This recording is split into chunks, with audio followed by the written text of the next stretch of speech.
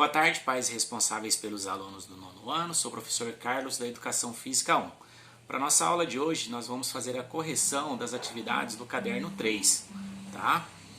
Então, para quem lembra, né, tinha os textos, o jogo da onça, né, os jogos de invasão, então é esse conteúdo, tá? Então, lá na primeira semana, a gente teve o texto 1, jogos de salão, tá? E aí, o correspondente ao texto 1 era a atividade 1, tá? Da primeira semana. Então, leia o texto 1 e descreva sobre os jogos de salão e cite alguns exemplos. Então, a resposta é: também conhecidos como jogos de tabuleiro, fazem parte da cultura dos povos desde muito tempo. Os jogos de salão possuem regras pré-determinadas, são caracterizados pelo uso do raciocínio lógico e de estratégias, e requer do jogador muita atenção e concentração, tá? E os exemplos, né? Quais seriam esses jogos de salão, né? Então são jogos de tabuleiro, então a gente pode colocar a dama, o próprio dominó, né? Da nossa atividade 2, que é o jogo da onça, tá? São alguns exemplos que vocês podem estar colocando. Então olhem lá no texto e coloquem os exemplos. Questão 2. Qual a origem dos jogos de salão? Resposta: surgiram há cerca de 4.000 anos nas civilizações do Egito e Mesopotâmia. Tá bom? Atividade 3. No Brasil, como os jogos de salão foram conhecidos? No Brasil, os índios conhecem um jogo chamado o Jogo da Onça, que teve sua origem entre os Incas. Esse jogo foi encontrado entre os Bororós, no Mato Grosso, onde é conhecido como adugo. O jogo era conhecido pelos indígenas antes dos portugueses chegarem ao Brasil. Então, vocês veem que é bastante antigo o jogo, né? Atividade 4. Classifique os jogos de salão. Então, eles se classificam em jogos de sorte, jogos de estratégia e jogos de sorte e estratégia. 5. Qual a importância dos jogos de salão na escola? Resposta: são importantes para exercitar a mente, desenvolvendo o raciocínio lógico, a concentração e a criatividade, além de auxiliar na área cognitiva.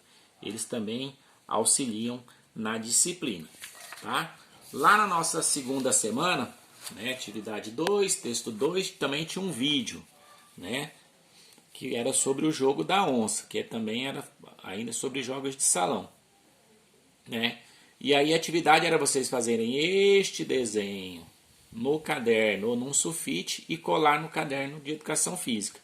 E aí eu pedia também para que vocês adaptassem as peças do jogo, que seriam os cachorros e a onça, né, com bolinha de papel, de papelão, toquinhos de madeira, tampinhas de garrafa, feijão, milho, etc.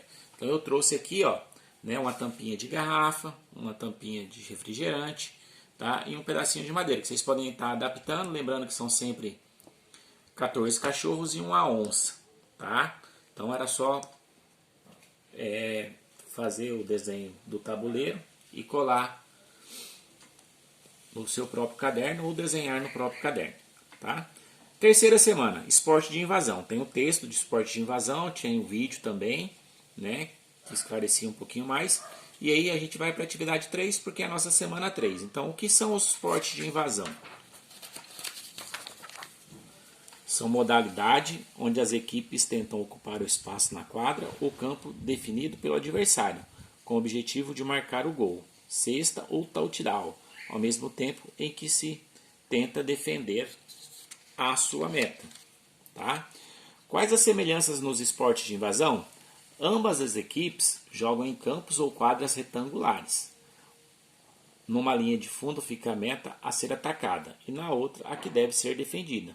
Para atacar a meta adversária é necessário ter a posse da bola e conduzi-la com troca de passes com o objetivo de fazer o gol, a cesta ou touchdown, que seria o ponto, né?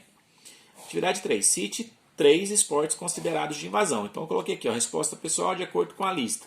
Tá? Esporte de invasão. Tá lá no texto, mas vocês podem né, pegar lá no texto e então assim, já tem um esporte, que é o handball, tem o futsal, o basquete, tá? E muitas outras modalidades, o próprio futebol americano, né? Quando a gente falou aqui do touchdown, tá? E era isso, essa era a nossa atividade para o dia de hoje. Uma boa tarde a todos.